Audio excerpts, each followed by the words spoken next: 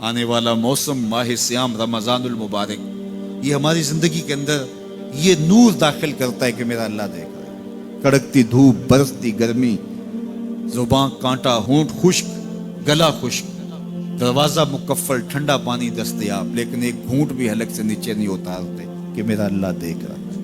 وضو کرتے بھی احتیاط کرتے ہیں کہ میرا اللہ مجھے دیکھ رہا ہے۔ کرتے ہیں کہ نہیں کرتے؟ یہ نور ملتا ہے کہ نہیں ملتا؟ اس کو پھر جذب کر لینا چاہیے تاکہ یہ زندگی میں چھا جائے، کیونکہ جو رمضان میں دیکھتا ہے وہ غیر رمضان میں بھی دیکھتا ہے۔ اور پھر پانی نہیں پیتے کہ اللہ دیکھ رہا ہے، کھانا نہیں کھاتے اللہ دیکھ رہا ہے، لیکن جب آنکھ بھٹکتی ہے تو اس وقت اللہ نہیں دیکھتا، جب خیال بہکتا ہے تو اس وقت اللہ نہیں دیکھتا۔ رشوت میز کے اوپر سے لے رہے ہوں یا نیچے سے لے رہے ہوں تب نہیں اللہ دیکھ رہا ہوتا، اللہ صرف کھانے اور پینے کو دیکھ رہا ہوتا ہے۔ یہ جو ایک نور آیا ہے اس کو جذب کر لیں، پوری زندگی میں پھیلا لیں۔ تو اسی لیے رمضان تقوی بانٹتا ہے، روزہ تقوی بانٹتا ہے، زندگی میں نور اور روشنیاں بھر دیتا ہے۔ اقبال نے کہا تھا حب دولت تلف می سازت زکات، زکات حب دولت کو زائل کرتی ہے۔ جب اللہ کی راہ میں لٹاؤ گے تو اس سے کم بھی نہیں ہوگا۔ میرے حضور نے 3 چیزیں قسم کر کے کہی۔ حضرت ابو کبشہ الانماری رضی اللہ تعالیٰ عنہ سے مروی ہے، میرے حضور نے ارشاد فرمایا اگر کوئی شخص کسی کو معاف کر دیتا ہے تو اس کی عزت کم نہیں ہوگی، میں محمد اللہ کی قسم اٹھاتا ہوں۔ دوسری بات میرے حضور نے فرمائی کہ جو شخص مانگنے لگ جاتا ہے، سوال کا دروازہ کھول لیتا ہے، اللہ اس کے لیے محتاجی کا دروازہ کھول دیتا ہے، اس کی کبھی کمی پوری نہیں ہوتی۔ اور تیسری بات میرے حضور نے قسم کر کے کہی ما نقص مال عبد من صدقہ، کہا میں اللہ کی قسم اٹھا کے کہتا ہوں کہ صدقے سے مال کم نہیں ہوتا، صدقے سے مال گھٹتا نہیں ہے۔ تو ایک تو مال بھی نہیں گھٹے گا، یہ ضمانت کس کی ہے؟ میری نہیں ہے، یہ رسول اللہ کی ضمانت ہے۔ ایک تو مال بھی کم نہیں ہوگا، اور دوسرا یہ ہے کہ حب دولت ختم ہوگی۔ حب دولت تلف می سازت زکات، یہ ماہ سیام آ رہا ہے تو زکات سے حب دولت کو کم کیجئے، بلکہ صدقات دیجئے، نفلی صدقات کیجئے، غرباء کی مدد کیجئے، مساکین کی مدد کیجئے، اپنے غریب محتاج رشتہ داروں پہ غور کیجئے، ان کی مدد کیجئے، اپنی ہمسائیگی میں دیکھیے، پردے سے مدد کیجئے، ان کی عزت نفس بھی مجروح نہ ہو۔ یہ جو نمائش لگا کے 10 اخباروں میں چھپوا کے لوگوں کی مدد کرتے ہیں، اس سے گریز کیجئے۔ کبھی سوچیں کہ اگر آج کسی کی بیٹی لائن میں کھڑی ہے تو کل اگر یہ مرحلہ میری بیٹی کے لیے آ جائے تو پھر میرا مزاج کیا ہوگا؟ تو عزت نفس کا خیال رکھیے، لوگوں کی غربت کا تماشا نہ اڑائیے، اور لوگوں کی جو ہے وہ محتاجی کو اپنی تسکین کا ذریعہ نہ بنائیے۔ یہ تو اللہ نے تمہیں دیا اور انہیں نہیں دیا، اور وہ آزمائش کی گھڑی میں کھڑے ہیں، تم ان کے ساتھ کھڑے ہو جاؤ۔ تو لوگوں کی مدد کیجئے، دکھیوں کے کام آئیے، مساجد کی جو ہے وہ تعمیر کیجئے، مدارس دینیا کے ساتھ وابستہ رہیے، اور لوگوں کی فلاح کے لیے، بہتری کے لیے کام کیجئے۔ اللہ نے آپ کو دیا ہے، یہ مال یہاں رہ جانا ہے۔ میرے حضور نے فرمایا ابن آدم کہتا ہے میرا مال میرا مال، اس کا مال وہ ہے جو اس نے کھایا یا پہنا اور پرانا کر دیا یا آگے بھیج دیا، باقی اس کا نہیں ہے، وہ وارثوں کا ہے۔ مرتے ہی ورثہ بن جائے گا، مرتے ہی ترکہ بن جائے گا۔ کفن بھی میلا نہیں ہونے دیں گے کہ بعض اولادیں تو بانٹ لیتی۔ اللہ اکبر، وہ گھر جو ان کے لیے بنایا تھا، ایک رات بھی تجھے اس گھر میں رکھنے کے لیے تیار نہیں ہوں گے۔ آج تیرا نام چھن گیا، آج کوئی یہ نہیں کہتا کہ پیچھے اس امام کے اور حاضر اس چودھری صاحب کے، حاضر اس میت کے۔ آج تو ڈیڈ باڈی بن گیا، آج تو میت بن گیا۔ آج خان صاحب، ملک صاحب، چودھری صاحب، پیر صاحب، مفتی صاحب، تیرے سارے ٹائٹل چھین لیے گئے۔ آج پیچھے اس امام کے اور دعا واسطے حاضر اس میت کے، آج تو میت بن گیا۔ آج تیرا لباس بھی پھاڑ کے اتارا ہے، آج تیرے انگوٹھے باندھ دیے گئے ہیں، ناک میں روئی ٹھونس دی گئی ہے۔ آج تو غسال کے رحم و کرم پہ ہیں، وہ تجھے ادھر الٹ دے یا ادھر پلٹ دے، اب تیرے پاس کوئی اختیار ہی باقی نہیں رہا۔ میاں صاحب بولے جاندی واری ڈرونا بنےوں تے ہاتھ نہ لاندے ڈرتے۔ آج اولاد بھی دور ہے، پوتے اور پوتیاں بھی ڈرتی ہیں۔ جاندی واری ڈرونا بنےوں تے ہاتھ نہ لاندے ڈر دے، जिन्ना लई तू पाप कमाए आज किथे नहीं तेरे कर दे। आज सारे चले गए, तो आज अपने हाथ से अपनी जिंदगी को संवारने के अमल की तरफ बढ़ें और राह खुदा में खर्च करें, दुखियों, मजबूरों और लाचारों के काम आएं।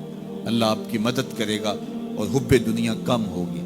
अल्लाह ताला जल्ला शानहू ने सूरह आदियात में पहली 5 आयत में कसमें की, फिर 3 आयत में जो है वो हजरत इंसान की वो कमियां, कोताहियां, जिनकी बुनियाद पर बाकी गुनाह सरजद होते हैं, उनको बयान किया। और उसके बाद फिर इलाज भी कुरान ने बताया और किस कदर उसको चोट लगाई। अफला यालमु इज़ा बुसिरा मा फिल कुबूर व हुस्सिला मा फिस सुदूर इन्ना रब्बहुम बिहिम यौमा इज़िल लखबीर। अफला यालमु इज़ा बुसिरा मा फिल कुबूर।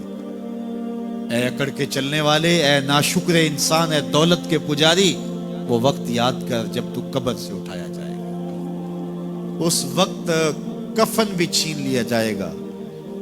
अब सबको छीन लिया गया, दौलत, बैंक बैलेंस, तेरी जायदादें, प्लाजे, गाड़ियां, घर, कोठियां, बंगले, सब कुछ यहीं रह गया।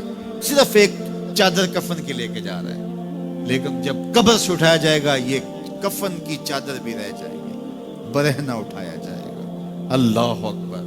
न पाँव में जूते, न सर पे पगड़ी, न बदन पे कपड़ा, बुरहना उठाया जाएगा। सैयदा आयशा रज़ियल्लाहु ताला अन्हा ने सुना तो कांपने लगी। अर्ज की हुजूर कब्र से बरहना उठाए जाएंगे तो एक दूसरे से हया नहीं आएगी?